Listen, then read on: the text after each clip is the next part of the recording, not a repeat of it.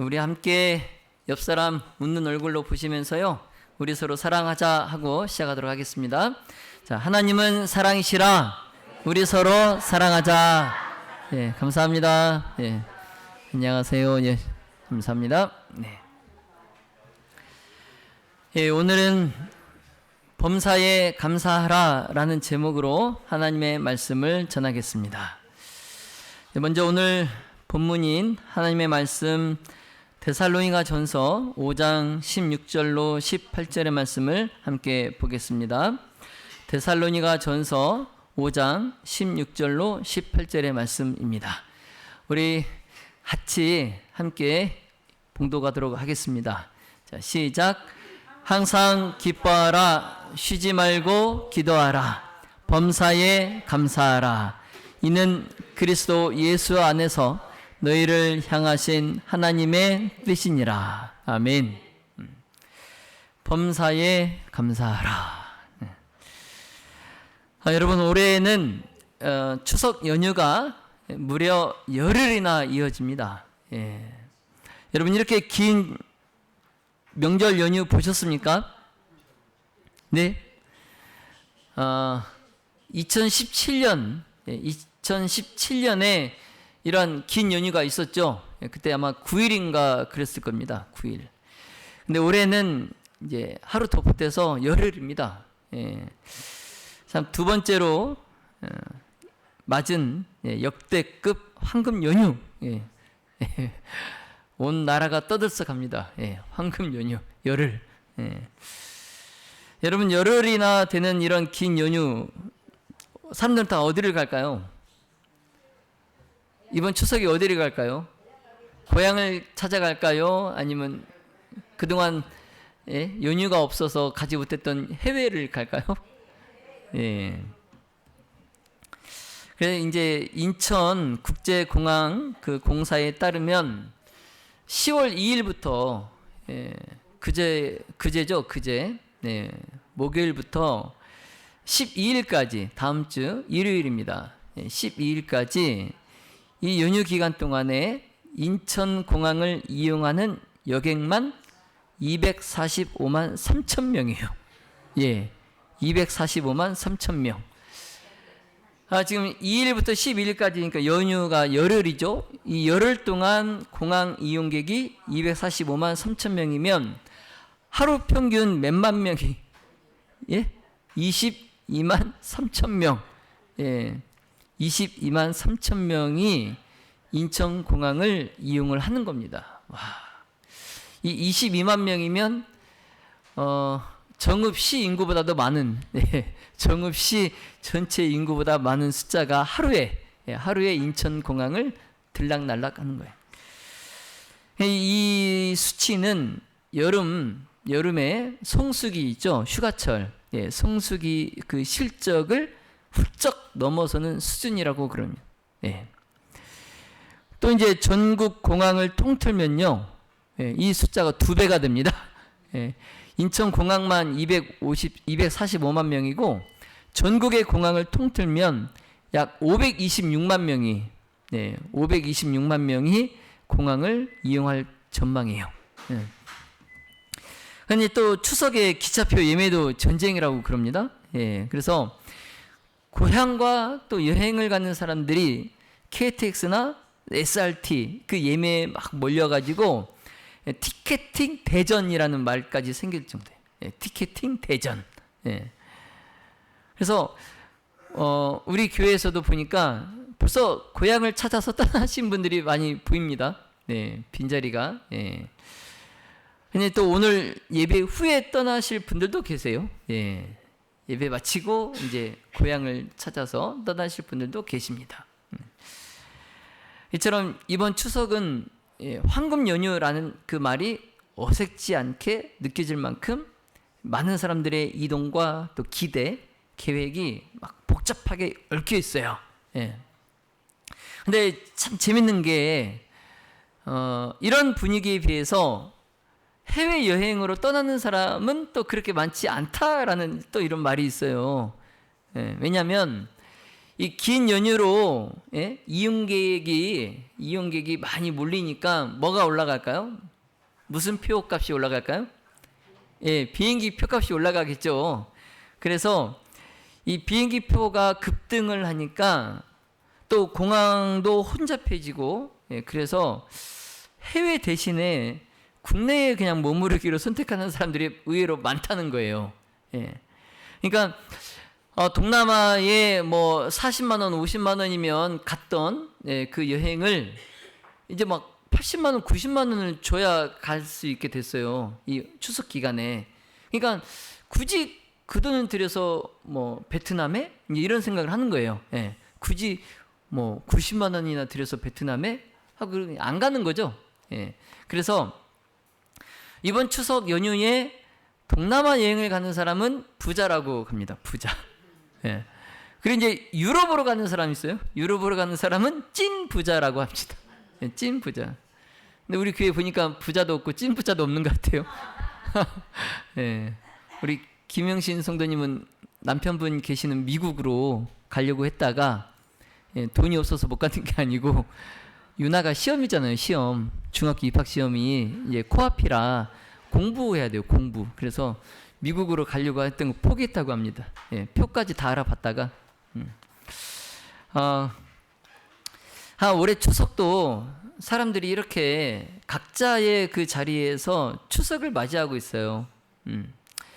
뭐 어떤 분은 이제 오랜만에 자녀와 손주들이 내려와서 막 그 좁은 집이 북적북적대고 이게 33평으로 이사 가야 되나? 막 이럴 정도로. 근데 또 어떤 분은 또 반면에 혼자 그냥 조용하게 또 이렇게 명절을 보내실 수도 있습니다. 근데 반면에 또 어떤 분은 이 연휴, 이 황금 연휴라고 하는데 이 연휴 내내 일을 하셔야 하는 분도 계세요. 그래서 뭐 그런 분들은 이제 추석이 무슨 추석이냐 하면서 바쁘게 또 이 연휴 기간 동안에 일을 하시는 분도 계십니다. 여러분은 추석을 어떻게 맞이하고 계십니까? 여러분 추석 어떻게 지금 맞이하고 계세요? 뭐 이제 사람마다 이제 상황은 좀 다르지만 추석이 되면은 누구에게나 공통적으로 주어지는 것이 하나 있어요. 그게 뭘까요? 상황은 다 다르지만 공통적으로 주어지는 것, 추석이 되면 돌아봄입니다. 돌아봄. 뭐 여기도 이제 뭐 만남을 돌아보기, 뭐 아쉬움을 돌아보기, 감사함을 돌아보기 뭐 이렇게 적어놨는데 추석에 이제 한 해를 돌아보고 내 삶을 돌아보고 또 우리 가정을 돌아보는 그런 시간이에요. 추석. 그리고 이제 그 돌아봄 속에서 반드시 나와야 되는 것이 있어요. 뭘까요? 오늘 설교 주제인 감사입니다. 감사. 그래서 오늘 이 시간에는 항상 기뻐하라, 쉬지 말고 기도하라, 범사에 감사하라.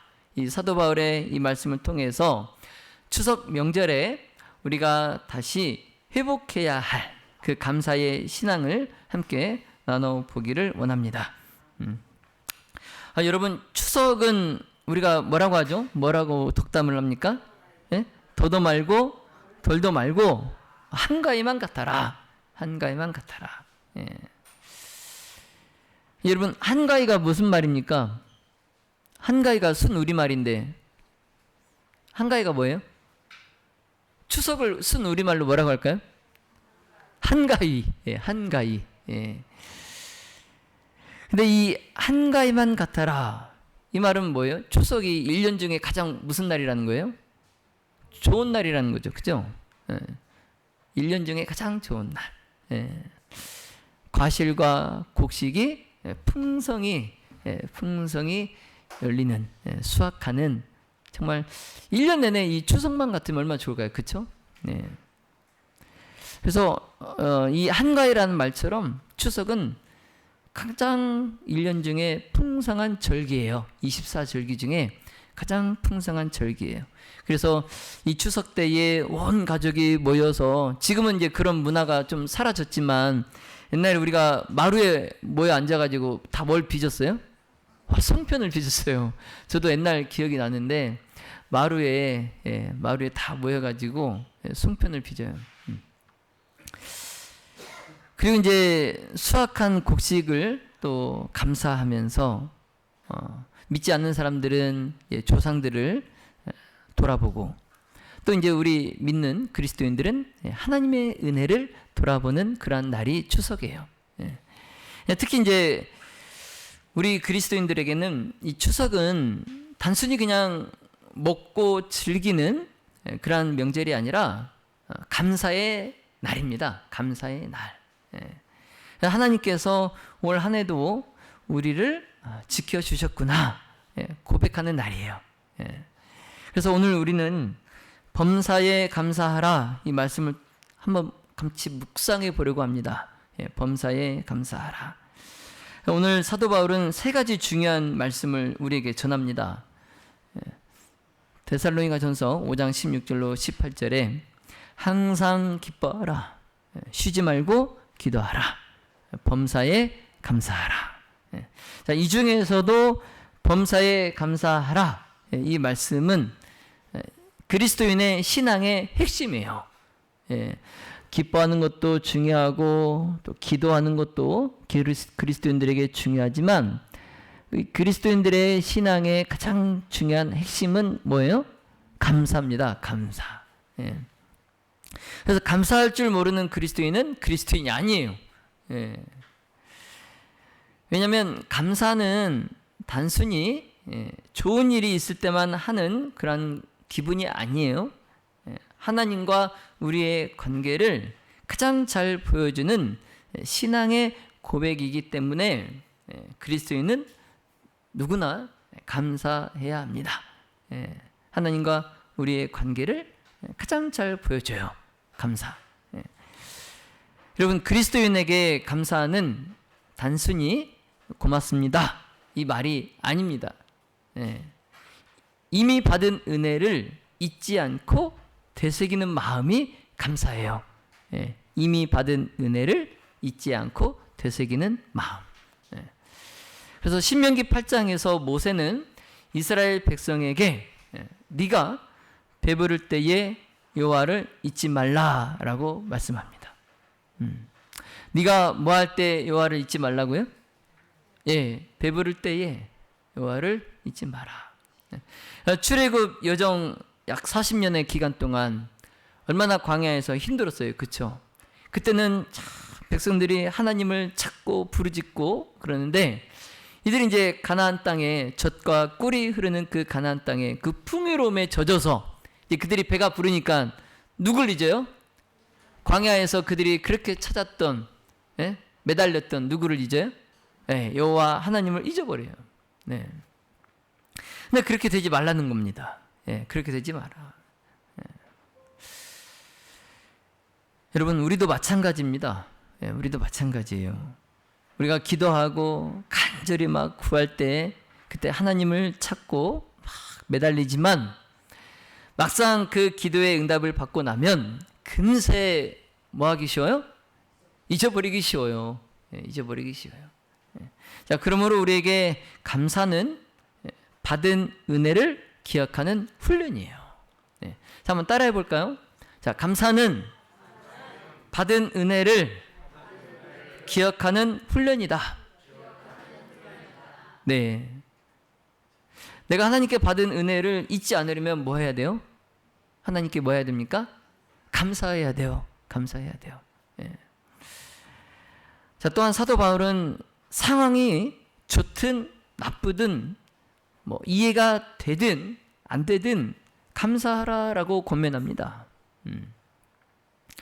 여러분, 감사는 상황이 좋을 때만 하는 것이 아니에요. 내 마음이 따라주지 않더라도 입술로 감사합니다라고 고백할 수 있어야 돼요.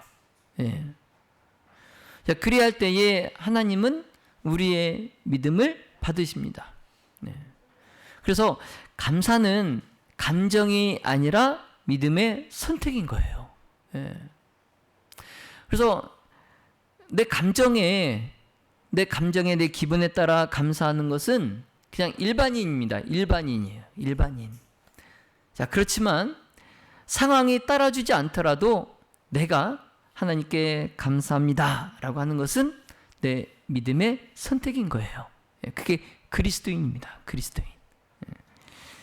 예를 들어서 몸이 아파서 힘들어요. 자, 그렇지만 하나님 여전히 제 생명을 지켜주시니 감사합니다. 그리고 또 경제적으로 굉장히 어려워요. 자, 그런 때에도 하나님 여전히 제 가정을 돌봐주시니 감사합니다. 또 이제 어떤 사람하고 관계가 꼬여서 굉장히 억울하고 속상하고 화가 나요. 자, 그렇지만 그때에도 하나님 저를 성숙하게 빚어 가시는 줄 믿고 감사합니다. 이렇게 상황이 어떻든지 간에 비록 상황이 좋지 않더라도 하나님께 감사할 줄 아는 그리스도인, 그런 믿음의 선택을 하시는 저와 여러분이 되시기를 간절히 바랍니다.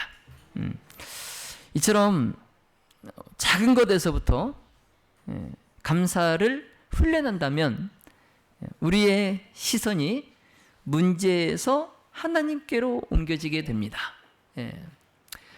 내가 이제 믿음으로 하나님께 감사합니다, 감사합니다 하게 되면 내가 그 문제만 막 보고 있던 내가 이제 그 문제에서 내 시선을 어디로 옮겨요? 하나님께로 옮겨요. 모든 문제의 해결사 되시는, 또 도움의 근원 되시는 하나님께 내 시선을 옮기게 돼요. 그래서 마음은 점점 넓어지고 결국 내 믿음은 더 이제 깊어지는 거예요. 자, 믿음의 모든 가족 여러분, 자, 현재 내 눈에 보이는 것이 부족할 수 있어요. 쌀독에 쌀이 떨어져서 쌀독의 밑바닥이 보일 수 있어요. 그리고 내 드리는 기도가 응답이 아직 이루어지지 않을 수도 있습니다. 자, 그러나 하나님은 반드시 그 모든 것을 합력하여 선을 이루실 분이에요. 자, 그 믿음을 붙들고 지금 이 자리에서 드리는 그 고백이 바로 감사합니다. 감사.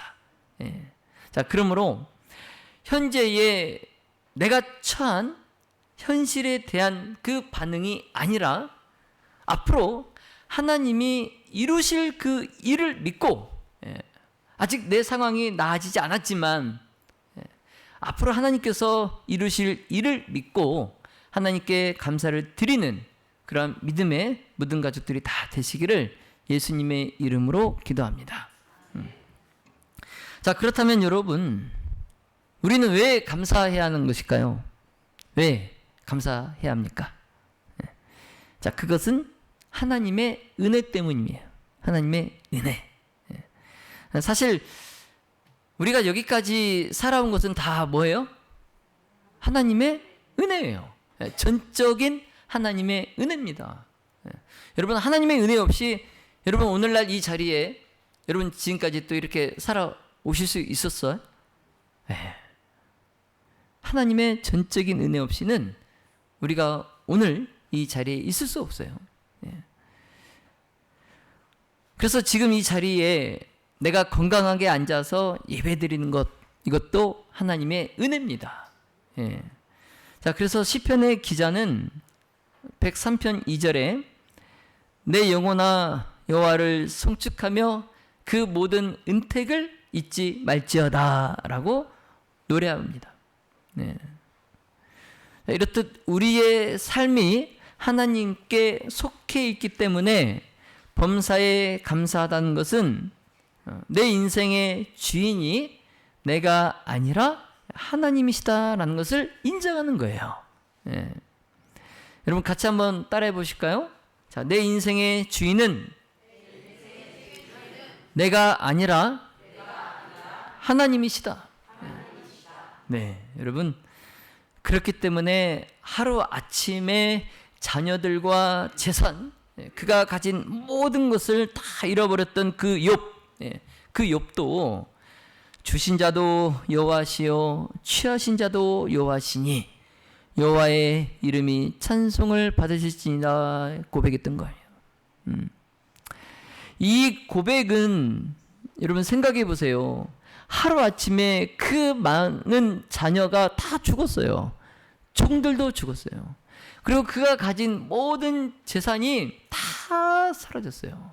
다 잃었어요. 그리고 자기 몸에는 심한 악창이 나서 깨진 기와장으로 긁어야 할 정도로 심한 괴로움이 있어요. 그러한 욥이 이 고백을 모든 것을 다 잃고 나서도 이 고백을 할 수 있었던 건 뭐예요? 내 인생의 주인은 내가 아니라 누구? 하나님이시다. 이 사실 때문에 욥이 그러한 상황에서도 이런 고백을 할 수 있었던 거예요. 자, 성도 여러분, 이렇듯 우리는 하나님을 내 인생의 주인으로 삼고 하나님께 감사할 때에 우리의 삶에 기적이 일어납니다. 자, 그러므로 예수님께서도 오병이어의 기적을 일으키실 때에 떡과 물고기를 하늘로 드시고 하늘 아버지께 감사 기도를 하셨던 거예요. 예수님조차도. 자, 이처럼 감사는 부족을 채우는 믿음의 열쇠입니다. 내 부족을 채우는 믿음의 열쇠가 뭐예요? 감사. 자, 여러분 기억하세요. 자, 불평하면 상황은 더 무겁지만 감사하면 하나님이 길을 여십니다. 여러분 아멘입니까? 아멘. 불평하면 그 상황은 더 무거워질 뿐이에요. 뭐 나아지는 게 없어요. 불평한다고 해서. 자, 그렇지만 내가 그 어려운 상황 속에서도 불평하지 않고 감사하면 하나님께서 나에게 길을 여십니다. 아멘. 자, 그렇다면 우리는 언제 감사해야 할까요? 언제? 당연히 좋을 때 감사하겠죠. 그렇죠? 뭐 내가 건강할 때, 또 내 자녀가 잘 될 때, 그리고 교회가 막 은혜로울 때, 성장할 때, 부흥할 때, 뭐 기뻐하며 감사해야 합니다. 근데 감사하지 말라고 해도 그때는 저절로 나와요, 감사가. 당연한 거예요. 이건 당연한 겁니다. 자, 하지만 이런 때조차도 감사하지 않는 사람이 있어요. 네, 당연한 건데 이렇게 좋을 때에도 감사하지 않는 사람이 있어요. 자, 그런데 진정 우리가 하나님께 감사해야 할 때, 그때는 언제냐? 내가 좋을 때보다도 어려울 때예요. 어려울 때. 그 좋을 때 하는 감사는 당연한 것이고, 이 어려울 때 하는 감사가 진짜 감사예요. 진짜 감사. 여러분 어려울 때, 괴로울 때, 힘들 때, 절망적일 때 감사가 쉽습니까? 쉬워요? 어렵습니다. 어려워요. 여러분 몸 아플 때 생각해 보세요. 여러분 몸 아플 때 감사가 나옵니까? 짜증이 나옵니까? 짜증이 나요. 그렇죠? 쉽지 않아요. 감사보다는 불평과 불만이 더 먼저 나오죠.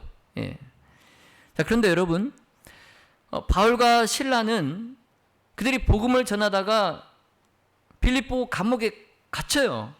근데 감옥에 갇히기 전에 매를 맞아요. 그 매를 맞고 만신창이가 돼서 감옥에 그들이 갇혔을 때도 그들이 감옥 안에서 뭐 했어요? 찬송하며 감사했어요. 정말 대단하죠? 말할 힘도 없을 텐데, 매를 많이 맞아서 말할 힘도 없을 텐데 그 감옥 안에서 감사로 찬송합니다. 근데 놀라운 것은 그들이 처한 그 환경과는 상관없이 그들이 하나님께 감사했을 때에 그때 닫혔던 옥문이 열렸다는 거예요. 그 바울과 실라가 이제 다 포기하고 여기서 죽는구나 하면서 그 다메섹에서 만난 예수님을 불평하고 원망하고 저주했다면 아마 바울은 그냥 그 감옥에서 죽고 끝났을 수도 있어요. 자, 그러나 그러한 상황 속에서도 바울이 감사로 찬송을 드렸을 때에 그 굳게 닫혔던 옥문이 열려서 바울과 실라가 안전하게 나갈 수 있게 됩니다. 믿음의 모든 가족 여러분, 자, 감사는 이처럼 환경에 매이지 않고 하나님께 매이는 믿음의 표현이에요. 여러분 한번 따라해 보실까요? 자, 감사는 환경에 매이지 않고 하나님께 매이는 믿음의 표현이다. 아멘. 자, 여러분, 사도 바울의 항상 모든 일에 범사에 감사하라, 이 말씀은 좋은 일이든 나쁜 일이든 또 작은 일이든 뭐 또 큰 일이든 감사하라는 거예요. 감사하라. 자, 그러므로 다가오는 그 추석에 풍성한 그 음식을 먹으면서 감사할 뿐만 아니라 혼자 있는 또 그 외로움 속에서도 주님, 그래도 나와 함께 계셔서 감사합니다 라고 고백할 수 있는 우리 모든 가족들이 다 되시기를 예수님의 이름으로 기도합니다. 이제 말씀을 정리하겠습니다. 성도 여러분, 추석은 감사의 명절입니다. 감사의 명절. 근데 이 추석에 우리는 하나님께 어떤 감사를 드리면 좋을까요? 먼저 풍성한 과실과 또 쓸 것을 거두게 하신 하나님께 감사를 드리면 좋겠죠. 그리고 우리 가족과 또 우리 교회를 지켜주신 하나님께 또 감사를 드리면 좋겠습니다. 특별히 이제 나이가 들수록 감사의 이유가 더 많아지는 것 같아요. 그렇습니까? 네, 나이가 들수록. 그래서 살아온 날들을 돌아보면 정말 그런 것 같아요. 살아온 날들을 돌아보면 하나님께서 나를 이때까지 그래도 지켜주셨고 또 내 자녀와 또 손주들을 보면 하나님의 복이 이어지고 있음을 보게 됩니다. 그리고 지금 여기 이 무등 교회에 우리 믿음의 형제 자매들과 내가 함께 했다는 것 그 자체가 감사해요. 여러분 감사하지 않아요? 네. 바라기는 우리가 하루에 한 번은 감사합니다 라는 말을 하면 좋겠습니다. 그래서 배우자에게 또 내 자녀에게 그리고 우리 교인들에게 그리고 하나님께 또 우리가 말로써 꼭 감사합니다 이 표현을 함으로 감사를 행동으로 나타내시기를 바랍니다. 네. 자, 성도 여러분, 다음 주는 우리가 기다려온 긴 추석 연휴예요. 아마 누구는 이 추석만을 기다린 사람들이 있을 거예요. 아마 우리 학생들이 많이 기다렸을 것 같아요. 열흘 동안 거의 봄방학 아닙니까? 봄방학. 아마 우리 성도님들께서도 자녀들과 또 손주들 그리고 형제 자매들이 오랜만에 함께 모여서 맛있는 음식을 나누고 또 대화를 나누면서 즐거운 시간을 보내기 위해서 이 추석을 기다릴 수도 있어요. 하지만 앞에서도 제가 말씀드렸듯이 이 추석은 그냥 단순히 잘 먹고 잘 쉬고 그러다 이제 연휴가 끝나면 다시 일상으로 돌아가는 그런 시간이 아닙니다. 하나님께서 우리에게 다시 한번 내 가족의 소중함을 깨닫게 하시고 또 우리가 하나님께 받은 그 은혜를 돌아보면서 감사할 기회로 주신 시간이에요.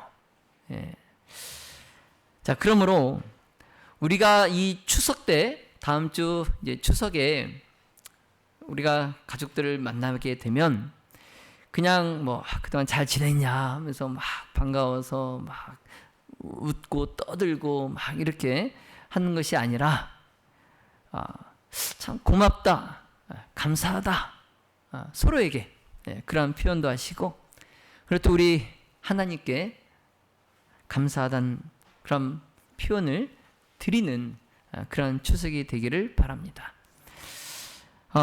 그래서 오랜만에 찾아뵙는 부모님에게는 늘 건강 이렇게 지켜주셔서 감사합니다. 또 자녀들에게는 네가 내 곁에 있어줘서 감사하다. 그 교회 우리 가족들에게는 믿음의 동행자로 함께 해주셔서 감사합니다. 이런 한마디의 감사 고백을 통해서 우리 가정과 교회가 더 따뜻하게 만들어지기를 소망합니다. 우리 그런 의미에서 좀 쑥스럽지만 옆 사람 손을 잡고 믿음의 동행자로 함께 해주셔서 감사합니다. 한번 해보겠습니다. 자, 믿음의 동행자로 함께 해주셔서 감사합니다. 손을 잡고 감사합니다.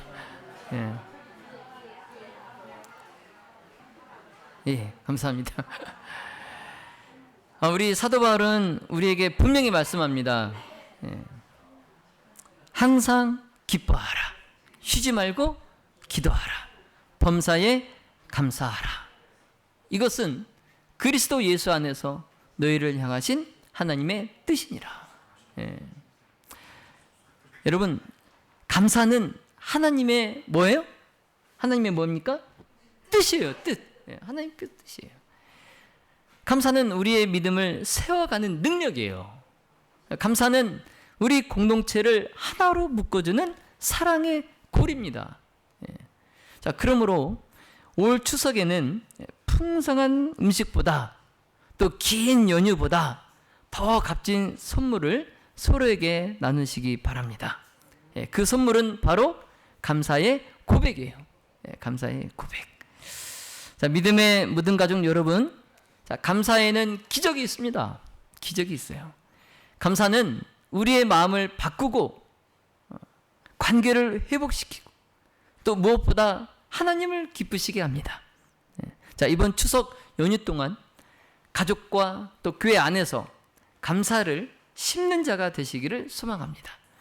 자, 그리하여서 이 감사의 씨앗이 여러분의 삶 속에서 풍성한 열매를 맺고 또 여러분의 가정과 또 우리 교회 위에 하나님의 은혜가 더욱 충만히 임하게 되시기를 예수님의 이름으로 축원하며 말씀을 마치겠습니다.